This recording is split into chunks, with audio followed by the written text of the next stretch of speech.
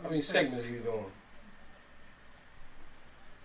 Or we just going with the flow?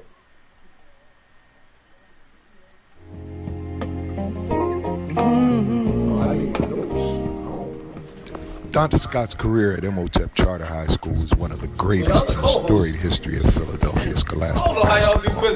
He was very good early on. The University of South Carolina offered Dante a scholarship when he was just a sophomore. Over the next couple of years, he would receive offers from LaSalle, St. Joseph's, Temple, Seton Hall, Penn State, Auburn, Florida, and Maryland, among many others. During his college visits, he really wouldn't say much during discussions about his academic background and goals. Then one day, while visiting Penn State, Dante took full control. As we prepared to walk into a meeting with the academic advising staff, Dante said, "I got it." He proceeded to thoroughly discuss his learning style and deftly probed the academic counseling staff regarding their approach and the supports they had in place. From that moment forward, his mentor, Howard Hudson, and I took a back seat, and Dante assumed full control of the academic aspects of his recruitment and college selection process. Ultimately, he chose the University of Maryland. His decision was based in large part on the level of comfort he felt with the academic support staff at Maryland. Dante's book, Wired Differently, is his way of sharing some of the lessons he's learned along the way. Every parent of a young student that learns differently, or parents of students struggling in school, should read what Dante has to say. He offers very useful and practical advice.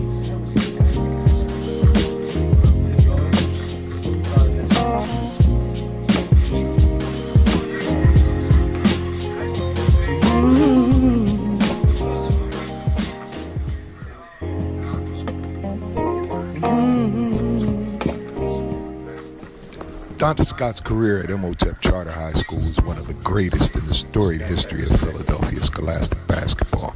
He was very good early on. The University of South Carolina offered Dante a scholarship when he was just a sophomore. Over the next couple of years, he would receive offers from LaSalle, St. Joseph's, Temple, Seton Hall, Penn State, Auburn, Florida, and Maryland, among many others. During his college visits, he really wouldn't say much during discussions about his academic background and goals. Then one day, while visiting Penn State, Dante took full control. As we prepared to walk into a meeting with the academic advising staff. I'm talking about Texas Tech? Texas Tech or Texas Tech. They have 2 wall-size screens, Bass, for like in-practice film. Wow. That he has a clicker. Yeah. Wow. Like, it's insanity. Jeff Goodman flat out said, best he's ever seen. I believe we are here. I think we got everything working. Let me make sure my guys can be heard out there by the community. And let me open up this chat in case people want to chime in on the chat. I can see the questions. But this is the first episode, people. Be patient with us. We're working out. We got 3 cameras. We got 3 microphones. I'm not that technologically advanced. We're trying to make this thing work. My partner here, RC, let me swing in and get RC a close-up. All right. RC. Go ahead, RC. What's going on with you, man? Well, welcome to the first episode of Ballz and Strikes podcast. Here from the lovely confines of Coach Mark Bass's man cave. We're going to have some guests tonight. Obviously, broadcast of high school basketball, Morcos, he's traveling probably from Puerto Rico or something. I'm not really sure. He'll get here soon. And then obviously my co-host on Ballz and Strikes, Del Greco Wilson. We're going to cover a lot of things.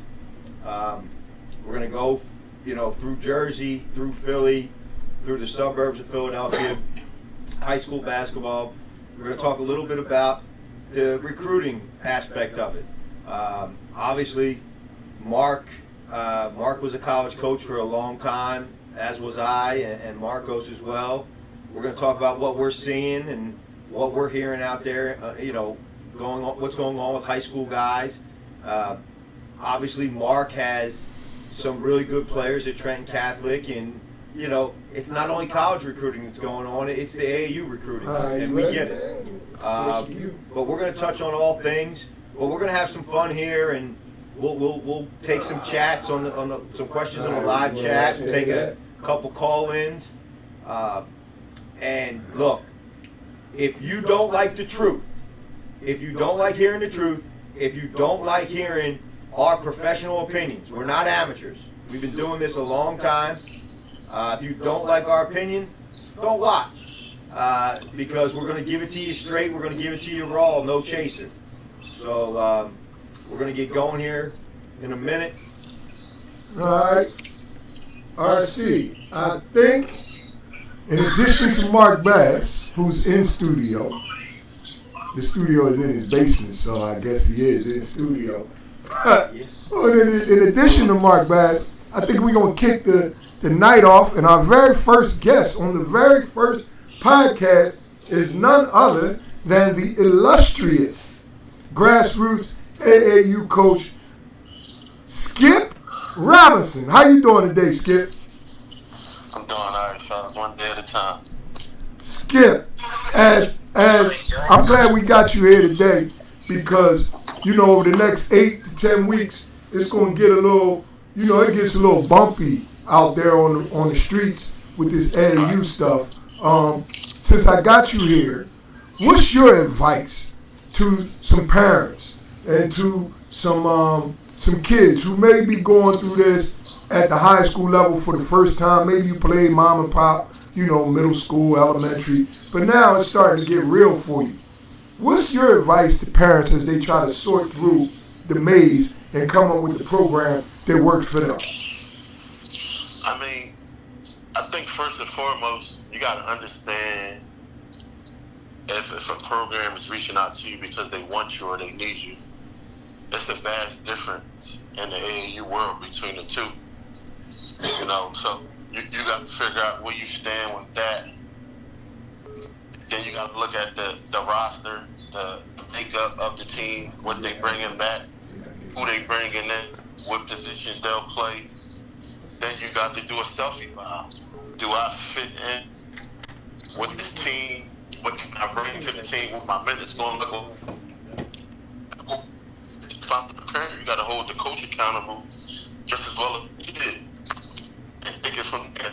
Because essentially, AAU, if you're playing elite basketball or you're playing circuit basketball, it's essentially a conglomerate of talent similar to an all-star team.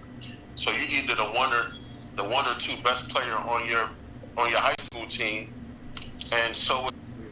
I'm glad you brought that up, because anybody that pays attention to the content that we produce here at Black Cajun Sports, I like to get in a huddle. In fact, I was in Bass's huddle the other day, all up in the huddle with the camera. I like to see what you guys are saying to the kids and everything like that. How do you do that? How do you take Eric Dixon and a Cutis Wahab and a Bones and a Ayala and a Brickus? How do you get these guys to actually subdue their own individual ego and come together for a common good in a few weeks for the spring and the summer? How's that? How you pull that off, Skip? People think, right? So once I say 9th grade or 5th year, part of it because you need to develop a core group of kids that have a plan for going forward for the next 2 years, and then you build in the kids and teach the kids what what the ideals are for the team and the program, right? So nobody on any of our teams averaged over 15, right? So if you got 4 to 6 kids average somewhere between 12 to 15, that's ideally what college basketball looks like. So I can sell that because you can get your 20s in high school, but here you're playing with 5 or 6 other Division I guys. If we all play together and play for one another, we can win. You'll get your scholarship offers, and you still the man at your high school. So what difference does it make? You still Eric Dixon had, before he committed to Nova, he probably had 24 offers. Wong had another 24. Bones had a ton, but he had a tragedy. You know, all those guys ended up getting recruited at the level they were at. So the proof is in the concept, right? I have proof of concept that I could put 7 or 8 Division I guys on one team. Everybody eats at their respective level. We win at a high level. The accolades come, you're nationally ranked, and everybody walks away with free money from a scholarship. All right, we got RC, we got Bass. Those guys might have a couple questions for you. Skip, this is Mark Bass. I got a question. Those group of guys that you have, how early did you have them? When they were 14, 15? Did you have them for 2 or 3 years? And how did you keep them? How did you keep those kids and groom them? Because, you know, call a spade a spade. You know how this AAU work. I know people was knocking on their door trying to say, yo, come play for us because you're not going to get the minutes or you're not going to get the points. How do you do that during their high school career and keeping those guys happy when you get them? So with the first part, so Dixon and Sharif Knox came in 7th grade. I didn't start coaching them until 8th grade. So you figure, like I said earlier, you got a core. So going into 8th grade, you got, okay, 2 pieces to the puzzle. You got a wing at 6'6", and you got a old school post player at 6'5" at the time at Dixon. Then you start adding to that, right? So the next year you get Bones, you get Alexander Rice, you get Justin Pez, and Isaiah Wong comes, but he plays up. But how you get them to stay? It's going to be a constant fight if you are not on the EYBL. So if you got an Adidas program or Under Armour program, and your kids are elevating at a high level, it's a sign that you're doing something right, and other programs are coming in, chipping at you, trying to maybe we can get Isaiah, maybe we can get Eric. But once the parents believe in what you're telling them, and you include them on what's going on, and the kids trust you, at that point you got to live with the results. Because if a kid leaves, there's not much you can do. You did everything you could possibly do to get the kid better developmentally, to get the parents to understand what the goal is. But you can't really fight some of the things that go on in AAU basketball, because it's the new car. Like, you know, if you got a Toyota and somebody telling you can get the better version of the Toyota, which is a Lexus, you're going to at least talk to them. Even if you don't jump, you still want to see if it's a better situation. So I understand that process. All right, RC, you got something for Skip? Skip, my man, what's going on? What's up, RC? Skip, you said something at the very beginning of your conversation here about being needed and being wanted. Now, that was one of the first things that I ever used as a college coach. I also used it with my oldest son, who was a Division I baseball player. My thing is this, Skip. It's great to be wanted. It's really good to be needed. But when you're needed and wanted, you have to hope that the parents, the mentors, and the kid understand that that might be the best fit. And have you found that you're just struggling with getting guys to understand how they fit in with all these other guys? Is that your biggest hurdle? Well, so if St. Joe's, LaSalle, and Richmond are recruiting me, right? Yep. And they all offer me scholarships, and Wake Forest is the only school in the AAC to offer me a scholarship, right? Me on my end, I'm telling the kids, you're an A-10 player, right? Right. So you got to get the kids to understand their levels. And when I mean by understand the levels, 9 times out of 10, it's about the fit. The fit is way more important than how sexy the school is. The fit will get you and keep you out of the transfer portal. Hey, Skip, I can't agree more, my man. And there's a lot of kids right now in our area that I have done games with Morcos and Dell. I have gone to games with Dell. I have just been around a lot in the last month or so. And I probably have 4 or 5 kids, Skip, that if they don't, I've said it to people. There are a couple that are committed that I don't think it's the right fit. And the most important thing is the fit. And then there are a couple underclassmen who are being recruited by multiple leagues. But the most important thing for these type of players is the fit, Skip. Because, watch, could Bones have gone to Kansas or Florida or South Carolina and been a pro? No doubt about it.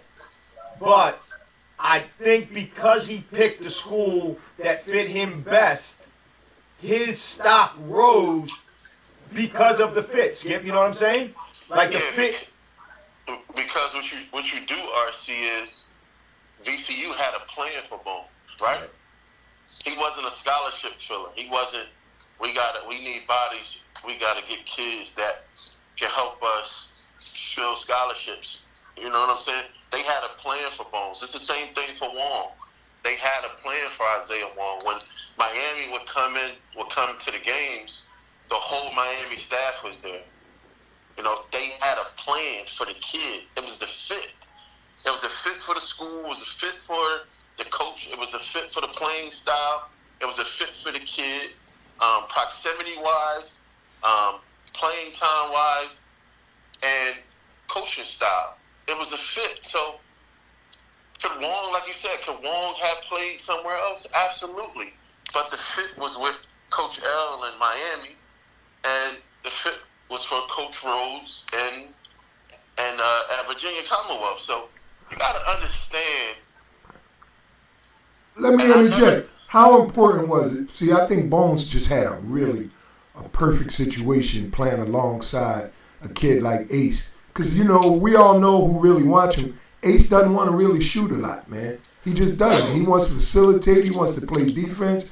He wants to make people turn that ball over. He's a monster, you know, full court on-ball defender. He needs a kid like Bones that is just freewheeling and willing to let it go from deep whenever. I mean, I think it's a couple kids from Philly that would do good alongside a kid like Ace. How important do you think that was to just look at the roster that VCU had and find a guard that he could run with that would allow him to shine the way he did?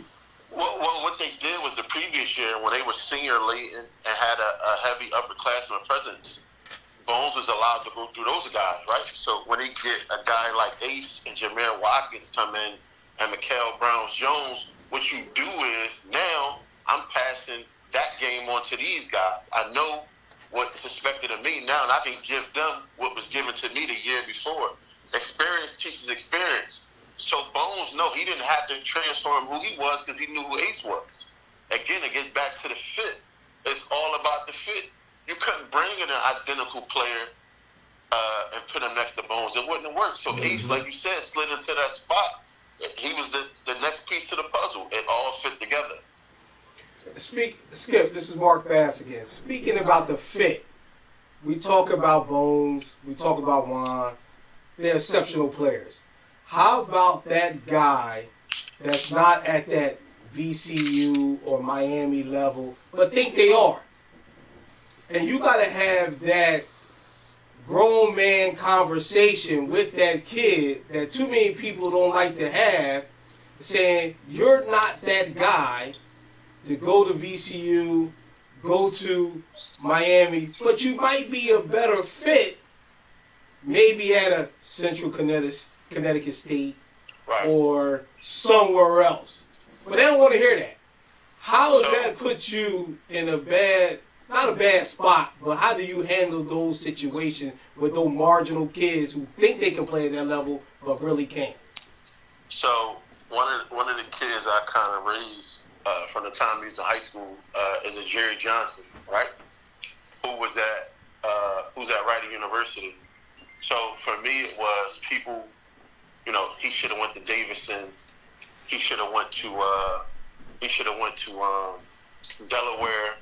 But again, I understand what my kid is. I understand what he needs on and off the court. So in my mind, I'm thinking he's an hour away from me, right?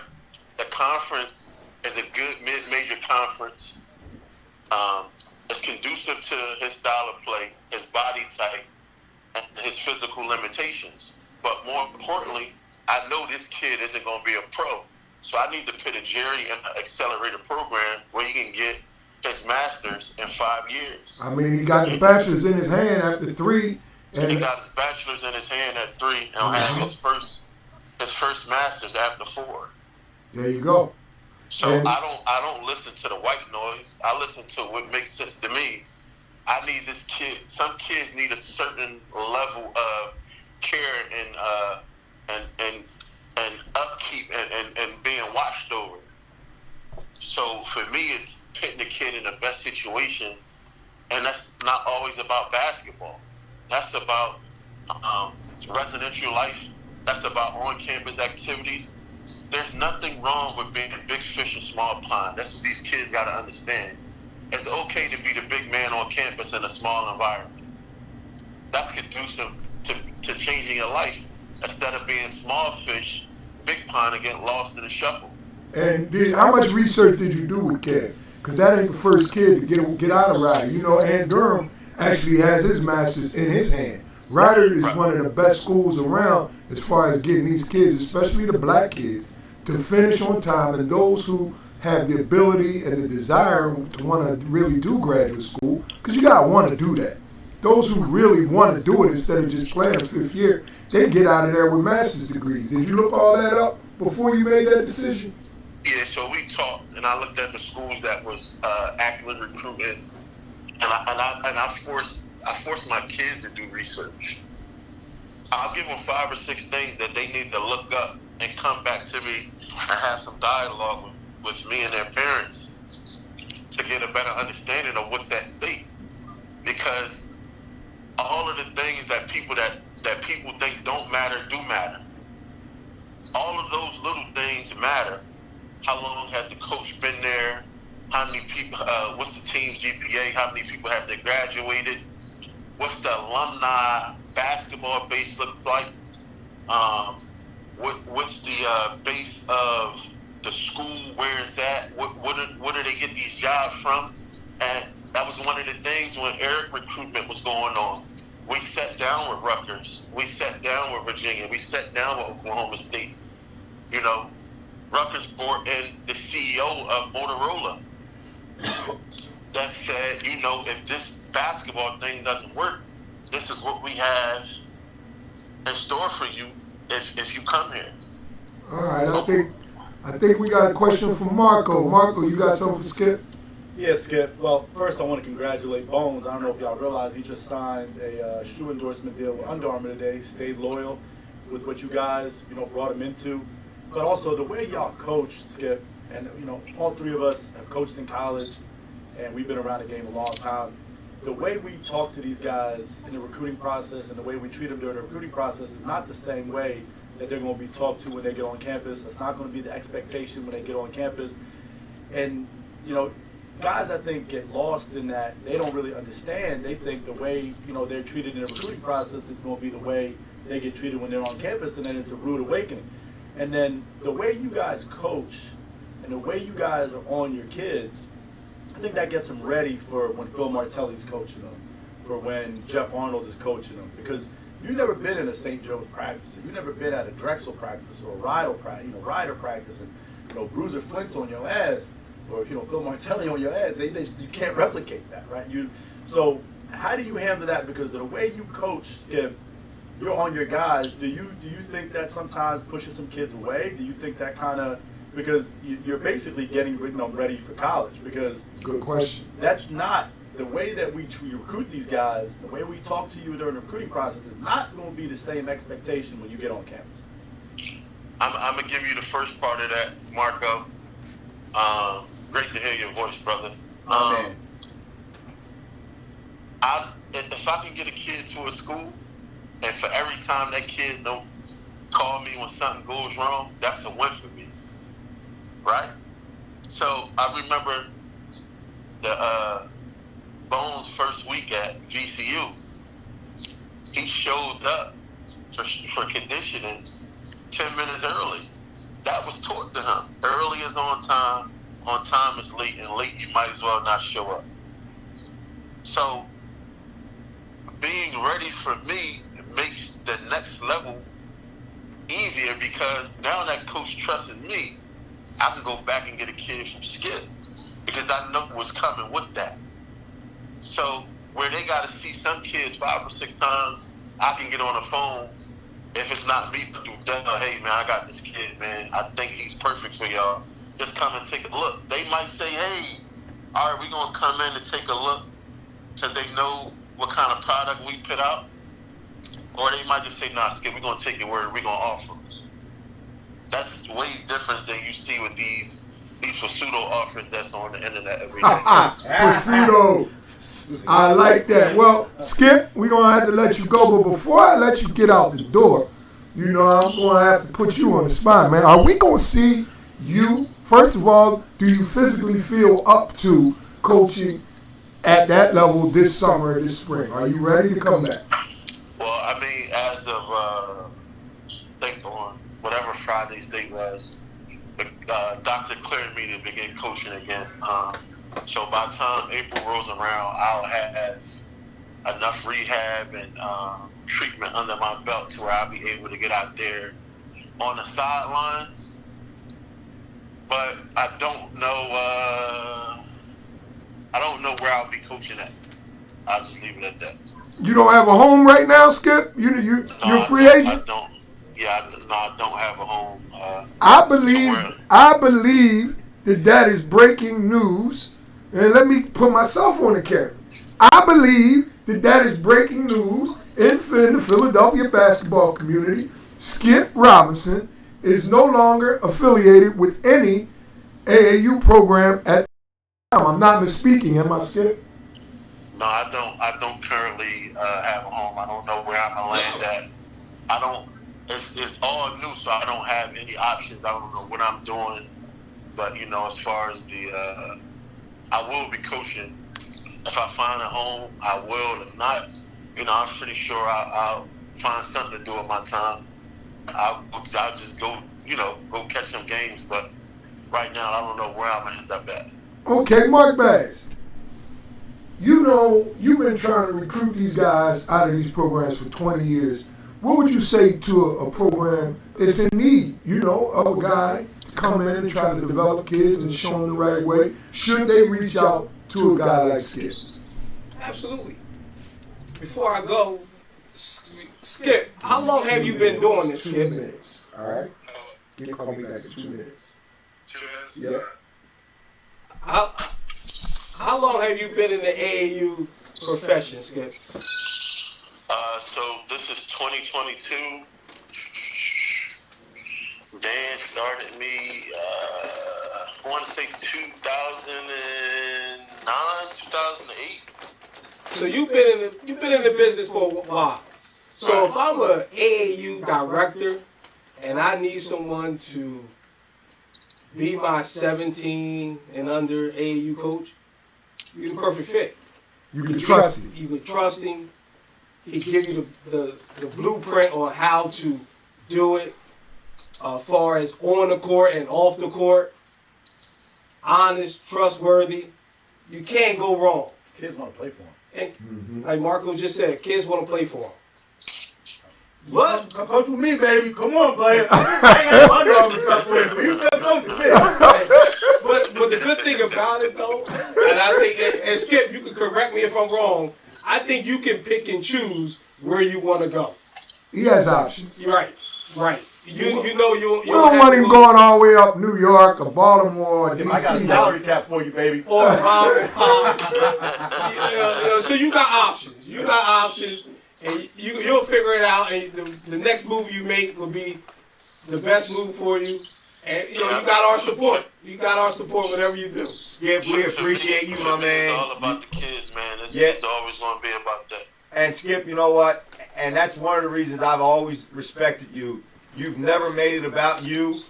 And the more guys, AAU, high school, and for that matter, college, Skip, the more coaches, period, that understand it's not about you. It's about helping young men achieve their goals. We'll be in a much better place in grassroots basketball. Yeah, I mean, I'm the coach that wins a lot. You'll never see in none of the pictures. So for me, it's just essentially about the kids, man. If a kid goes to a 4-year school, gets a degree, comes out that making $150,000 a year, man, I win. So you should knight them. You know, if you want to come to a program and your director ain't all up in your recruiting video, you know. And your coach ain't all up in the video. You know, come on over to Death Row, huh? Hey, Skip, what would you tell a young coach though that want to get into basketball, want to get into the AAU and the grassroots? What would you tell a young guy coming up? Have a plan. Understand what this is. You know, this is the most demanding and strenuous unpaid job I've ever had. Yes, I see it. So when you think you're not working, you're working. Like, I got to go see the kids in the wintertime.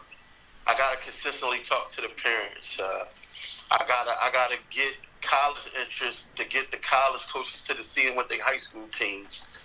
I gotta still get them sneaks. I still gotta make sure that their grades are okay. I gotta send stuff to Dell so he could check to see if they'll be eligible by the time it's all said and done. And I'm doing this in 9th and 10th grade. So it's a summer thing. It's a full year. It's a full calendar year thing. You're dealing with maybe 8 or 9, 10 or 15 parents at all times. You're showing your face at the high school games. With the expectations. With Skip, our next guest, we pushed him back because we wanted to extend you, but I'm going to get him on right now, man. We really appreciate you calling, and we expect you to be a regular caller on this show, Skip.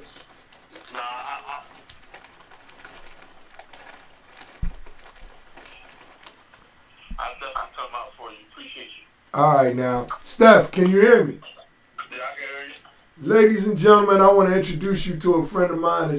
I think he really has been playing a very, very important role in a greater Philadelphia basketball community over the past 4 or 5 years, and it's kind of, it goes unnoticed, but it's definitely not unappreciated. His name is Stephen Alford, and Stephen reached out to me one day a few years ago and just really enlightened me about the availability of alternative scholarships. You know, everyone always wants to go play for Purdue, Michigan State, Miami, you know, Villanova, Providence, St. Joe's, Temple. Well, Steph said, Dell, you know, I know some schools got a lot of money and they really like Philly kids. So people say stuff like that to me all the time. So at first, I'm like, okay, what's this guy talking about? Can he really deliver? You know? So Steph, just go down real quick. Just give them 5 or 6 of the kids that you help place that they will be familiar with. You can even start with the kid. You sent me a text today. I don't know. Most people will remember Julius Phillips. But Juju, where is he at right now? Voorhees College in South Carolina. Is he on a scholarship? He's on a full scholarship. And how's he doing, man? He's doing well. I mean, they got him academically straight. Actually averaging 11 and 7. That's well. That's well. Give me some of the other kids and some of the other schools. Sharice Knox, who's at Talladega. Jameer Reeves, who's at Talladega. Zaire McNeil from Ashby North, she's at Xavier College, Louisiana, which is a top HBCU. Jalen Sneed today got offered by Graceland. And Hey, hold up. Let me put myself on the screen here. Because Ari likes to tease and joke. But we gonna make this a big deal. Let me put my name on here. Say that again. Who got offered today? Jalen Sneed got offered by William Penn and by Graceland. 2 scholarship offers for Jalen Sneed. Yo, Steph, hold on a second, Steph. Dell's been running this down. Now listen. Put the camera on. Now listen, Steph. Here's what I need you to do. I need you to listen to me clearly. Because we're going to have a lot of viewers.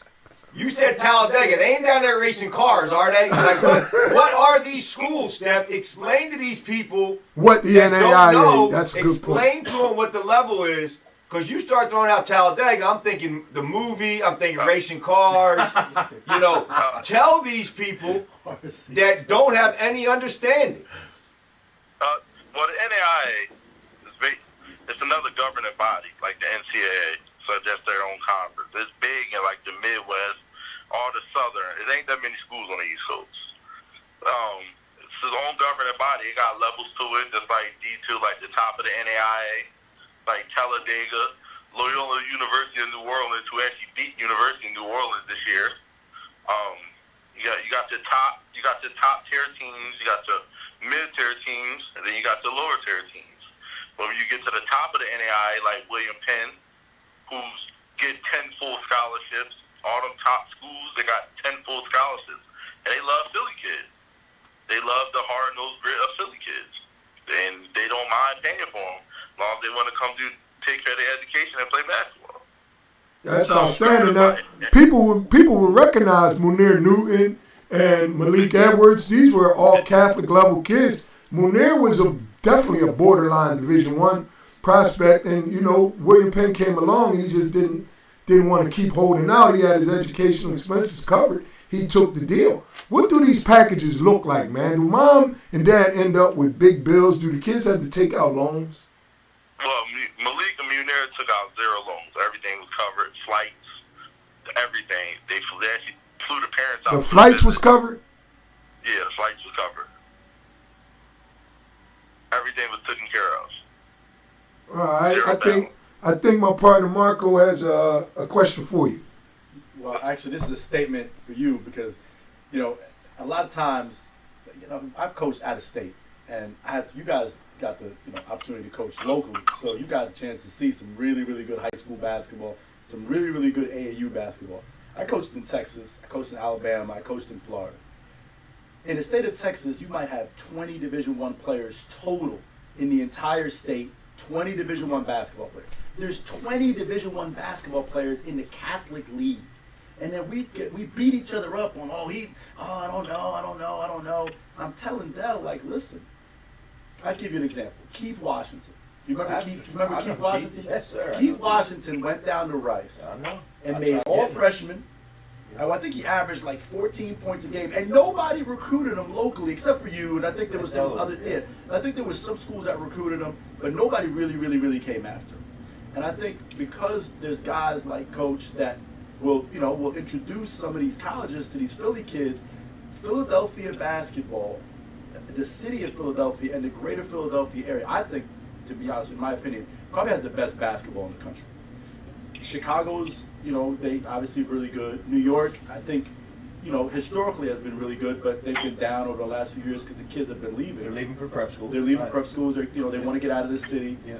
But Philadelphia, the public league, I don't care if you say it's down. Yeah. The Catholic League, the Interact, the Suburban, then the basketball academies. I think we're going to talk about that a little bit later on. But the Philadelphia area, think about how many Division I players will play, or NAIA scholarship level players. If you go to school for free, you win. You win. You're not paying. You win, Dog. You're leaving school with no loans. And then we beat these kids up, and then we try to rank them. And, oh, is he this? Is he that? Listen, if you put Trent Middleton in Texas, his ass is going to Sanford. He's going to Texas Arlington. He just is. Hold on. I love Trent. Yo, hold on. I gotta cash out my FanDuel bet. I had the over under. I had the over under of Morcos talking about Trent Middleton at 17 minutes. I got the under. It was a lot. It was a lot, and I love Trent. Let me tell you why I love Trent. So Morcos can stop talking about him like he's his guy. This is why. We were doing the West Catholic game. West Catholic, Newman Goretti. Morcos was coming from Staten Island or something. He was late. I have seen Trent Middleton twice in my life. That young man walked in West Catholic, walked by 5 dudes that were just hanging out, and walked right over to me and said, "Hey, how you doing, RC? Nice to see you again." Shook your hand. Shook my hand, sat there, talked to me, asked about the game. So I need all the viewers, all the people who've watched our games. Yes, Marco gets excited about that kid. But he gets excited about him. The basketball side is easy. The young man can play. That kid is as high character a kid as I've met in 20 years. It's just the way he carries himself. The post-game interview after losing a tough game to Imhotep, he was very respectful to Imhotep and their players and their coaches, and he took the time to talk to us. And then the things that I have seen after that with him.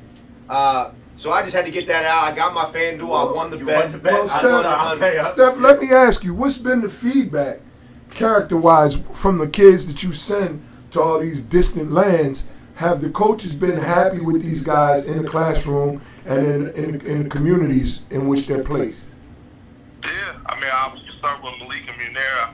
I think Munera. And they're in Iowa, right? Yeah, they're in Iowa. So I mean, this is not an urban environment, and they're doing well. They're the number 1 ranked team in the country. Want more Philly kids. So and Steph, a lot of those programs. Correct me if I'm wrong. I do know some about the NAIA.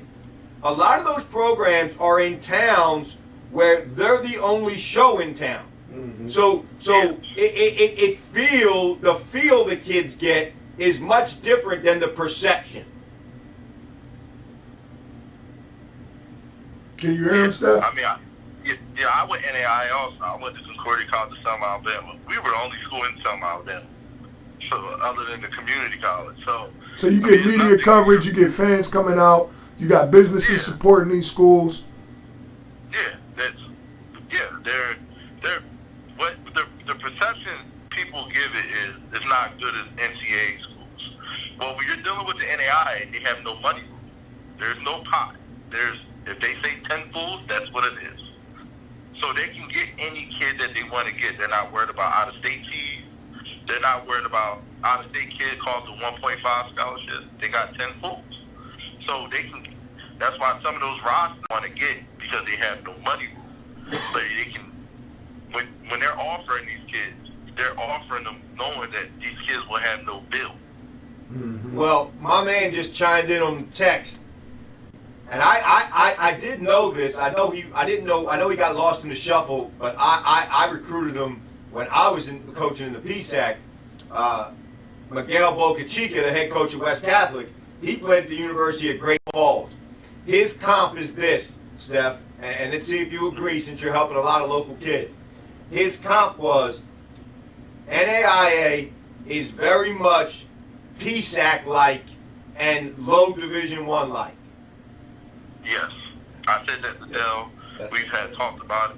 Because when you start to get to the top of the NAIA, like the top 25 schools, if you take time to go look at a Loyola University in New Orleans roster, and then go look at the team they beat, University of New Orleans, their rosters are exactly the same across the board. Because what they do is they go on the portal and they get you was at a low D1. Well, you're not going to win nothing at a low roster, so they match up with them across the board. Like the University of Pikeville, Talladega, who else? University of Montana Western. They're all great because they got 10 full scholarships, and they're getting all the kids that a low D1 school is getting. That might have went low D1 for a year and then don't want to lose, but now they're at an NAIA school. I'll tell you what, Steph. You know, we're gonna have to step away and get, have a little break and get on. I know you had a hand in helping get to these schools, and Dell has got me hooked on this line. Just get your bills paid. Just get your bills paid and play basketball. And you're helping kids do that, man. And I tip of the cap to you, man. You should be applauded for that. And you can always find me and Dell. If there's a school out there that needs a kid, and Morcos, if there's a school out there that needs a kid, we'll find somebody to recommend, because there's a lot of players in this area that just have no idea about NAIA, and a lot of them need their bills paid.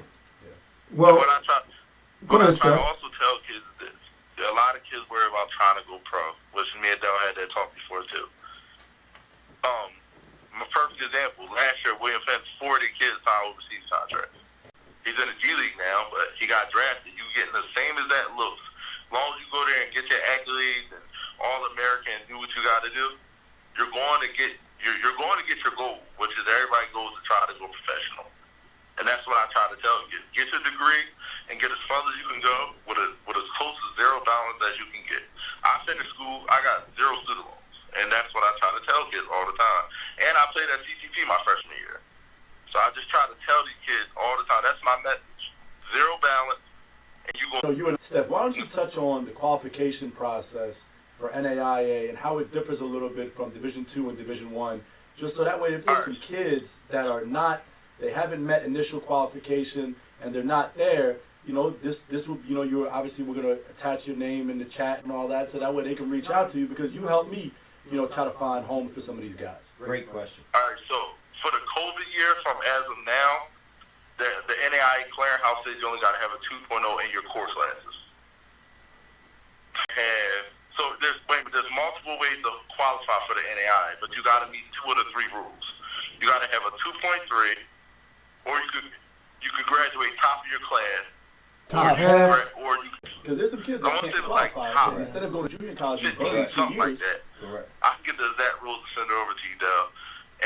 Or you gotta have the SAT or ACT, which is the ACT is the 17, and the SAT was, I think it was a 930. Mm-hmm. 930 on all. But as long as you got 2 of the 3, you're eligible. 2 of the 3. That's interesting. But for the COVID rules, you only gotta have a 2.0 in your core classes, and you'll be deemed eligible. Well, look, man, we want you to always call in, give us some updates, because this thing is very fluid. We try to get kids in as we can. You may have no offers. Last week, Jalen Sneed had nothing. Today, he's got 2 to, consider. These things change over time, so we really want to keep people up to date and let them know. I'm sure I'm going to get a bunch of calls now from people who really. My last thing before we get off, because then I talk to you a lot, they really do want Philly kids. Like, this ain't, I know a lot of people say they want Philly kids, but they all the baggage. No, they legit want Philly kids, right? Yeah, they do. But a lot of kids turn them down because, what's NAI, or what I tell them is it's free schools for what it is, right? Or it's just, or we're giving the wrong message to a lot of kids, like, NAI ain't good. But that's what we got to stop doing. Stop telling kids, or whoever is advising these kids, that NAIA or Division II is not good. Free education is a free education at the end of the day. No doubt about it, Steph. I'm going to talk to you tomorrow, I'm sure, man. We really appreciate you calling in. All right, no problem. All right, He ain't lying about Philadelphia basketball being a brand.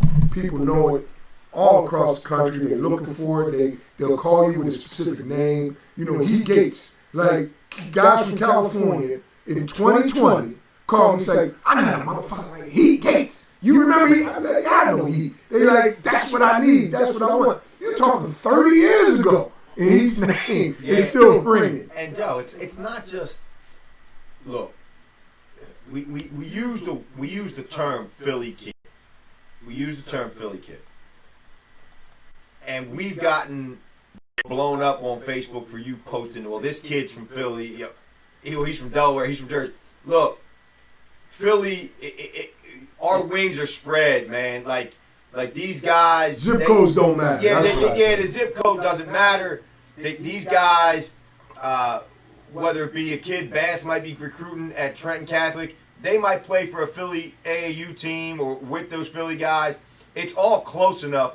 And there's a lot of NAIA kids, I'm sure, in this Central Jersey, South Jersey area that just are just under the radar because, well, they don't have the Philly zip code.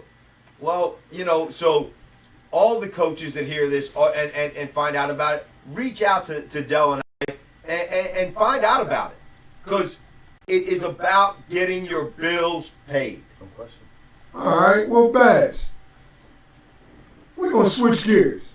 We're going to talk about good teams this year. Now, this is your first year at the scholastic level. You've been running around trying to pull these kids to play at the collegiate level, but you haven't really been trying to figure out how to win games at the high school level till this year. So I want to ask you, between the games that you've scouted, maybe some teams you've seen on live streams or in person, including teams you've played, who do you think is really jumping out to you this year? What are some of the top 3-4 teams you've seen or encountered so far this year?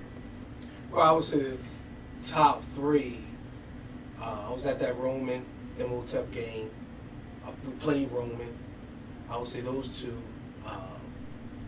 I watched Gil St. Bernard play. They're very good. They got 5 guys on the court that can make shots. And down my way, Camden.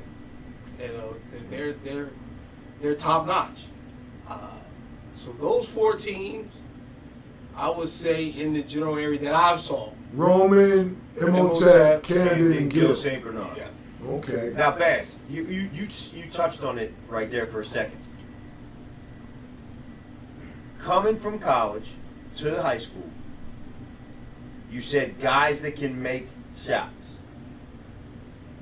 Is that what we need to get back to, in your opinion? Do more guys need to concentrate on having the ability and working on their ability to make shots, to make this game easier because of the way it's going with the 3-point line and the Steph Curry? They taking them.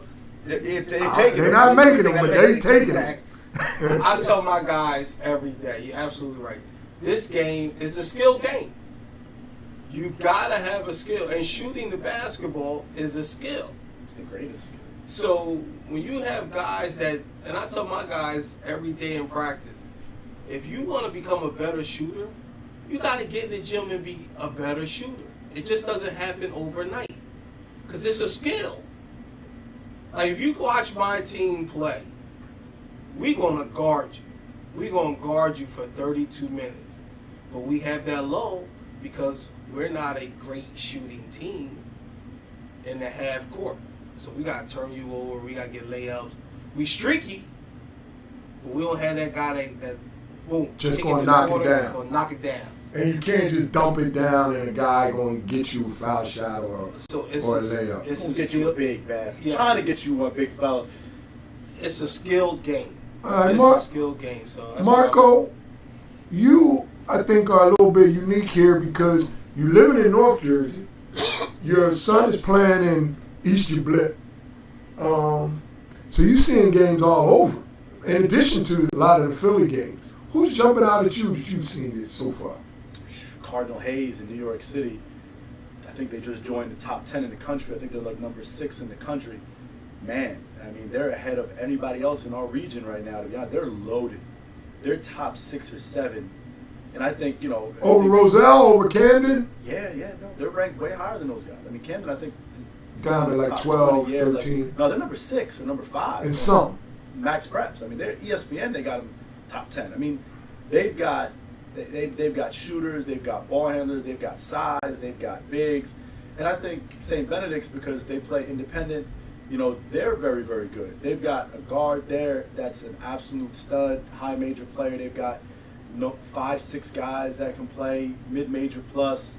I mean, we literally do beat up this region because there's so many good players in this area that if you literally took 4 or 5 of those kids and spread them out down south, they'd all be high major. And then if you brought some of those high major guys up here, they'd be recruited by Drexel. And, you know, that's just what it is. Just they stand out because the basketball in Alabama, in Texas, in Oklahoma, in Florida, it's just not as good. You know, it's just what it is. It's not as deep. It's not as deep. It's not as deep. They're spread out. You get Wheeler, you get schools like that are historically going to be good, but then after you get those top 3, 4 schools, there's just nothing there.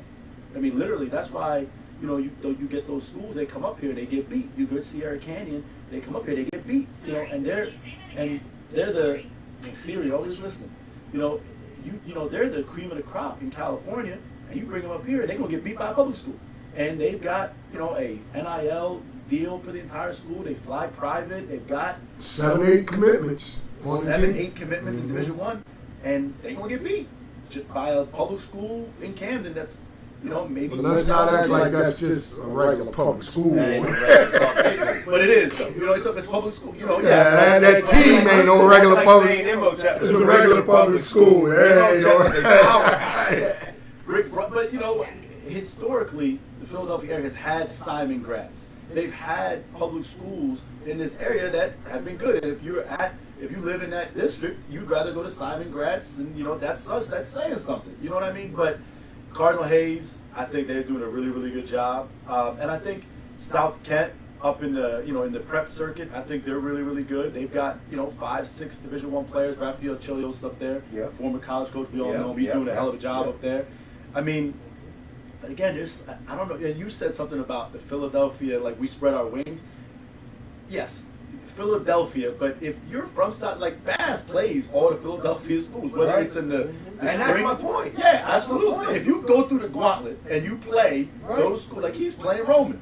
He ain't got no business playing Roman. Most Play the Patrick School, play Roman, play the most Olympus. schools are high, right? Play the George School. They'll pick and choose when they play, and they definitely not playing it before the state cutoff. He playing it before the state cutoff because they go play before February 1st. Ain't nobody wants to play those schools before the state cutoff. So if you go through the Philly gauntlet, that's why when I was an assistant, the guys my first couple of years, they would beat me up. Oh, you spending all our recruitment money. You spending our recruiting budget. I'm like, well, I'm gonna go. These dudes is better than these dudes. We're walking around looking at. Right. I'm in the gym. He's a really nice player. He wouldn't. I got 4 up in Philly, and I gotta go try to fight to get. He wouldn't get off the bench at this school. You know what I mean? Like it's just what it is. So, and they, first couple times, shut up, rookie. You don't know what you're talking about. Like, all right, well, shit. Tamir Jackson, I think I beat him. I think I beat like Penn. I beat like low Division I schools. I think he's like 5th all time in scoring at Rice history. You know what I mean? Like Keith Washington. Keith Washington made all league. And down there was killing it. That's what I'm saying. And he wasn't really highly recruited, but we got a lot of good basketball in this area. I mean, a lot of good ball. Well, we talk about a lot of good basketball. Let's talk about this. This whole idea, and Bass brought it up because the Trenton Catholic just played the George School. The shot clock. The shot clock. Dell and I went down to Baltimore and covered the West Catholic Spalding, Imhotep, St. Francis matchups. That shot clock, it makes the game much more intense. It makes the game so much better for a lot of reasons. What are they playing? 30, 35? 30. 30. 30-second shot clock. We've got to do something in the state of Pennsylvania, whether it be the NAIA and in Jersey. I'm sorry, and in Jersey. I'm sorry, I forgot you guys don't have, and in Jersey. We've got to do something in these states because our basketball is too rich, the traditions are too rich, and the programs take way too much pride in what they have going on. And I understand it's a financial thing, but there's got to be a way we can figure it out. Well, I would say in that Friends League, they play with a shot clock. Correct. So we played last night with a shot clock. We played up in North Jersey against the Patrick School with the shot clock. I like it. I like it because it prepares your guys for the next level. It gets you thinking as a coach. It gets your players thinking. So it is helpful for the game. Speeds the game up. You're not slowing the ball down. You don't want to watch boring basketball. So I like the shot clock. I wish we did have it in New Jersey. And it'd be good for basketball because everybody, I think, in the Midwest, they doing it a lot. Yes, the Midwest and Chicago has it. Yeah, so We're behind. I love it. Yeah. I love that option. And my point in bringing it up, Bass, was this: we're behind, and we have people talking about this is the richest place for high school basketball. How can we be behind with that, with all this talent, all these great programs, all these great coaches? Come on, guys. I'm gonna be confrontational. Yeah. The reason why I think we're getting pushback is because I don't think guys really want to coach. Because you got to manage that shot clock. You got to run offense. Because now, if you're not running nothing, you can tell. You can tell if you're just out there just running up and down, just throwing the ball at the basket. The talent disparities will be highlighted. Without a You just have an increased number of possessions. If you can't coach Bass, you can tell you can't coach without a shot clock. If you have a shot clock. You're absolutely right. And I will go back to New Jersey starting November. So you can't start in November to try to get your team ready to play December 6th. Shot clock, you got to prepare your team. And I struggle with that. I'll be the first to admit. I struggle because I felt like I'm rushing to try to get my team ready for December 17th. Now I got 3 or 4 scrimmages. We're not ready. Yeah, but I saw your team play. You guys run really good. But every year, Nick Nick and St. Francis is 14-1 before you guys tip off up here. Every year. He's 13-2, 14-1. Absolutely. And here, watch this. I just got a text from one of my best friends, more like my brother, Joey Gallo, the head basketball coach at Merrimack. He just said to me, great coach. Yeah.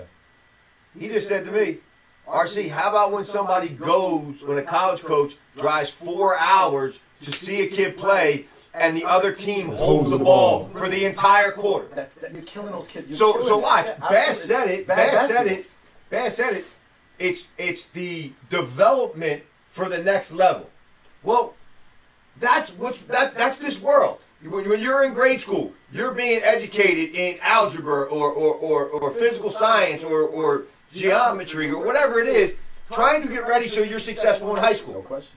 Well, it's the same thing in sports. Kids are trying to get their education paid for, or they're just trying to go play college basketball at the next level. Prepare them for it. I think, like I said, we all coach college. That's probably the biggest transition that kids got to make when they get to college is they don't know how quick that possession is and the speed. When you're getting from primary break into secondary, into running a set, into running a late clock set, they can't figure that out. They're like, what do you mean I can't just walk it up? What do you mean I got a banana cut every time? What do you mean I got to push it to the sideline? What do you mean I got to reverse pivot and throw it? They just can't because we don't play with a shot clock, and they can just walk it up. They can look around. We don't have those options. We don't have that flexibility to be able to do that. Now, I think all those things. Well, I agree with all those things. I'm a little bit biased because I'm a Syracuse zone guy. Mm-hmm. We played it for 8, 9 straight seasons at Holy Family. It's all we did. That's all Joey Gallo's doing. He took the zone to Merrimack. And you can't do it. In my time at Holy Family, I had no less than 7 or 8 high school staffs, not coaches, the entire staff come in and try to learn our zone. I would leave them with this. I'd start with this. I'd start it off with like this. Are you going to play this zone all the time with no shot clock? We had one staff walk out of the gym after that question. They were like, no, you're right. We're not. I said, then you can't play this zone. It's too complicated for you to play this zone in high school if you're going to use it for 3 possessions a game. And you can't play it the whole time because what if you're down in the game? You won't be able to come back. You're never coming back. They're just going to move the ball. Right. You're never going to come back. So we are hindering the growth of the richest place for high school basketball in the country. South Jersey, Delaware, Philly, the suburbs of Philadelphia. I think we're all in agreement. We need a shot clock. But while you got that mic in your hand, give me your 4 for the Catholic League. We getting there. While you got that mic in your hand. We're going back to here. We're going back to this. What's your 4? All right. All my purple and gold brothers, I apologize. I apologize. We have found our way. Is Finkley in uniform? The free agent market. He did play. Was good to us. No, I think his first game's Friday night against Newman, if he got cleared. Okay. I have not got, my sources have not given. But he hasn't worn the uniform They yet. have not validated that, Okay. not to my knowledge. Does it matter if he's in uniform or out of uniform? It does not matter if he's in uniform or out of uniform. For the 4. KO lights will be back at our home court All right. at the Cathedral. West Catholic. Okay. I mean, Woods out front. What's Moscow doing? He's trying to set like a. He's out front. He's trying to set like he's trying to set like a Morgan Wooten record or Bobby Hurley record for most consecutive wins ever in the league. Doing a great job. He's killing it. So I think those 3 are locks. I think it's going to be hard to beat them. Mm-hmm. As I said on my post game with Morcos at the West Newman is trying to deal with something, and it's so individualized, it's making me sick. Like, somebody get control of that administration at Newman Goretti, because you can't do this to the kids when only a certain individual school can't do it to those kids when the rest of their friends and competitors are all playing. So I think Newman is at a disadvantage. They have a lot of games in a short amount of time coming up. I think it's going to come down to Newman and Archbishop Ryan. But Ryan has a game on Friday night that they have to show up for. My man Dave Bell. Let me give you Dave Bell's. He chimed in on chat. He's got West, Roman, Wood, Newman. What's your question? What's wrong with Newman? I played Newman in the fall. Pretty darn They good. had 3 weeks off. Yeah, They're very good. very good. So, not getting to details. What's wrong with Their director of COVID is shutting them down. They didn't know they showed up at the school to leave for West Catholic and found out that Myers wasn't going to be there that night. He wasn't going to play. Bash, you're a coach. Would you like to deal with it? Like, how are you going to deal with it? Your guy is not, I mean, and he doesn't have COVID. Is it kicking the team? It's contact He didn't have COVID. Contact tracing. Newman's getting bumped on contact tracing. So if somebody in your class. Come on. Yes, Newman is getting bumped on contact tracing. Absolutely. And listen, that's my thing with Newman. So there's no blanket rule? No. Well, I think there is, but isn't. They're being extra cautious. They're being extra cautious. I mean, West Catholic has been very cautious too, but Newman is taking West Catholic's been very cautious, but I've been to a lot of their games. They haven't missed one of them dudes. They might have missed one of them dudes that played in the JV game at the end of the bench. They haven't missed one dude for the game. So I agree with who chimed in? Dave Bell. Dave Bell. Dave, that is, if we were to put a bet on it, those are the 4 that are going to be there. My man Carl Aragale winked at me walking out of West. By the way, he was the head coach, and he has as many championships. Maybe I think he might have one more than my guy, Dennis Seddon. He was dragging the uniform bag out of West Catholic talking to me, and he said, you know what, we'll get through all this. And he winked at me and said, we'll be where we need to be at the end.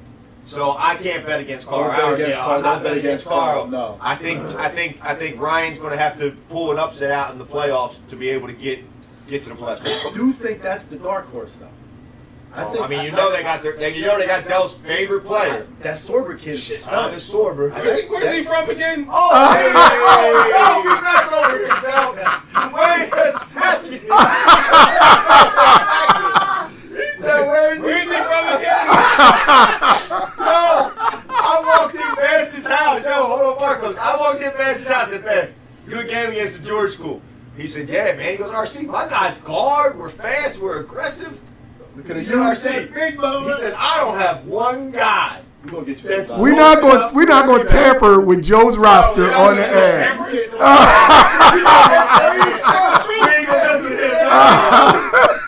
tampering. He just asked where your man was from. Where you from? Erase that. Somebody screen record. Yo, I'm with Bass. Yeah. I'm with Bass. Yeah. No. I'm with Bass. Give me your 4, Marco. Man, I mean, it's hard. I got to give a dark horse. I think the same 4. You know, obviously they've proven it, and I think Coach Carr Argyle, you can't bet against that man. No.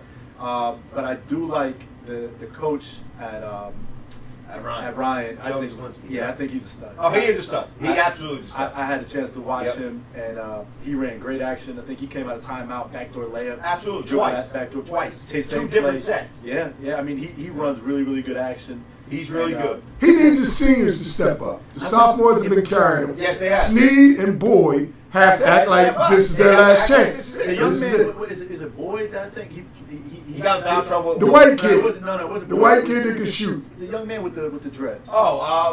Sneed? No, Williams, he's a sophomore. No, the senior. Sneed. Yeah. He's got to make some better decisions, I think. If he makes some better decisions in that game, they win that game. It was back and forth. Yeah, he turned it over 2 or 3 times late in the 4 game. minutes left that would really hurt him.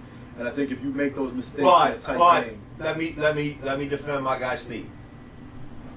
He turned the ball over because Luke Boyd had 2 foolish fouls out of the game. That's his security blanket. Yes. Drive, kick the Boyd, knock down a 3. You know and it wasn't there late in that Wood game. Yeah, I agree. You know? But I think Ryan. I think if Ryan's coach gets a chance to X and O, I think I'm going to give him a chance to win. And again, you know, I think the cream of the Catholic League this year is my guy Miguel Bocachica. I mean, I think he's got size, he's got interchangeable pieces, he's got length, he's got ball handling, he's got toughness. I mean, he's got a hell of a home court advantage the rest of the year. I think those guys are going to be hard to beat. You know, Archbishop Wood. You know, I think. You know, obviously, you know, Coach Moscow is doing an unbelievable job there. They're number 1 in the league. And they got clearly one of the 2 best point guards in the league. Yeah, I mean, Justin's having a great year. Justin Moore is a great player. Great year. And you know what I liked about Justin Moore the most? He never forced anything. No, he didn't. Never. He got shot blocked a couple times early, and then if you notice, he took over midway through the 3rd into the 4th. He took over that game. And you could tell he was the best. I mean, he finished with that dunk at the end. I mean, he kept on elevating his game as the game got further, you know, as towards the end of the game. And then, you know, Newman and Roman. You know, I think Roman's got, you know, 5-6 guys that, you know, coach can go to. I think they're really, really good. And I think they've got some experience. I think Xavier is a stud point guard. I think he keeps you in the game because he's a really, really good point guard. And if all these teams that we're talking about, they got really good point guards. Oh, yeah, I mean, Robert Wright, Sheaf Meyer, Bud Clark. I mean, they've got all these teams got good point guards. And West got my man, though. You love that. Will Banks Key. That is the most underrated player in the Catholic League. Who's Shamir? Nobody. See what I'm saying? You see what I'm saying? If you put that mug in Louisiana, he's the Louisiana State Player of the Year. Player of the Year. And State. He's being recruited by LSU. He's being recruited by everybody. Tulane, everybody. That kid is like he's the card that can flip the table. I agree. Because he's the guy. That kid has been terrific every time I've seen him. The engine for West, to me, is unquestionably Zion. So I would put West in there, but I think they live and die with Zion. If he's going well, they're tough.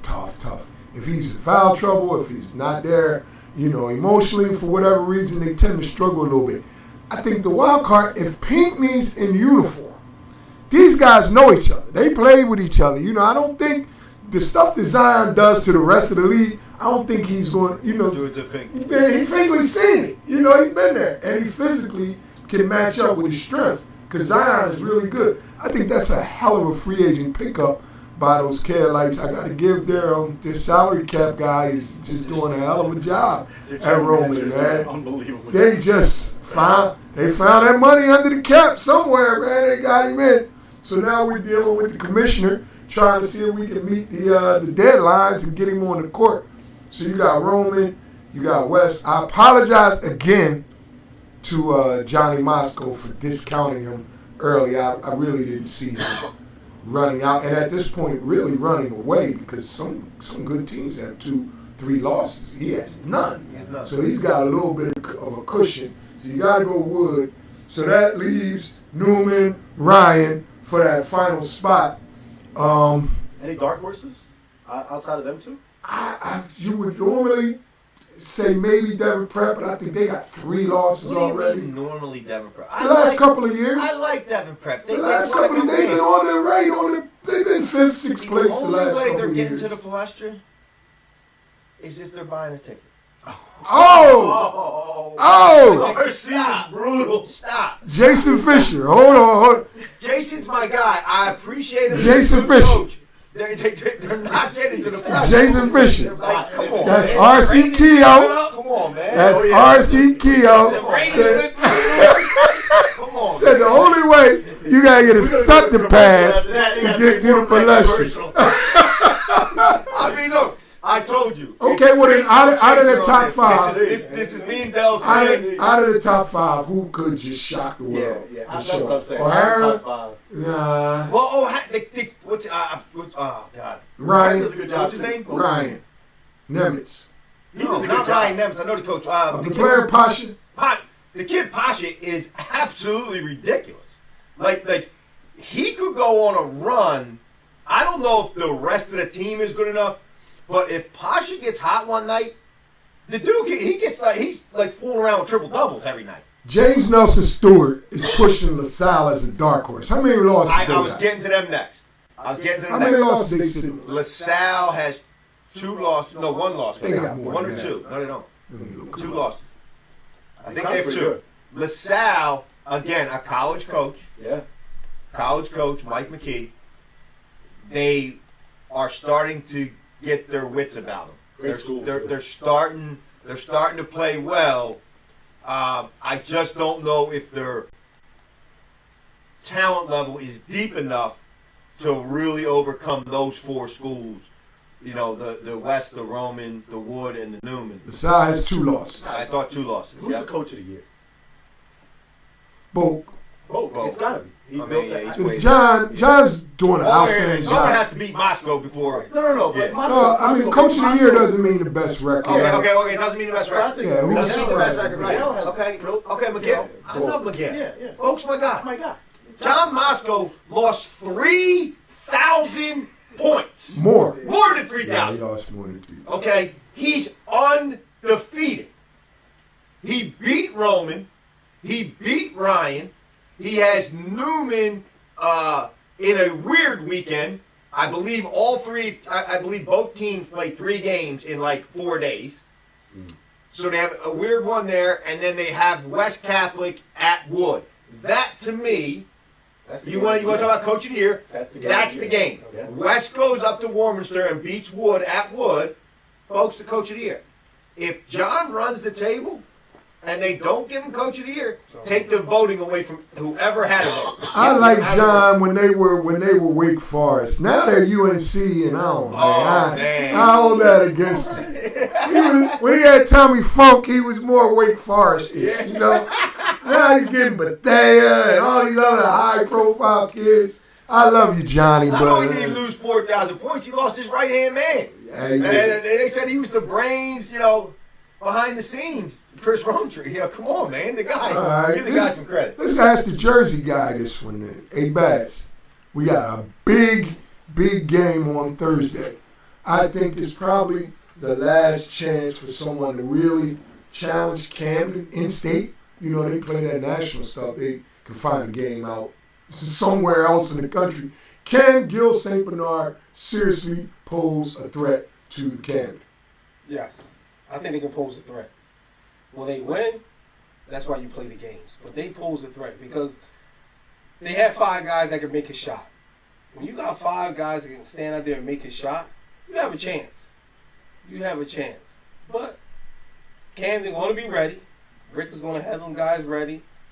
And both teams are going to say, we got something to prove. And it's a high-level game. And they both going to be ready for it. Oh, that's a big game. Best does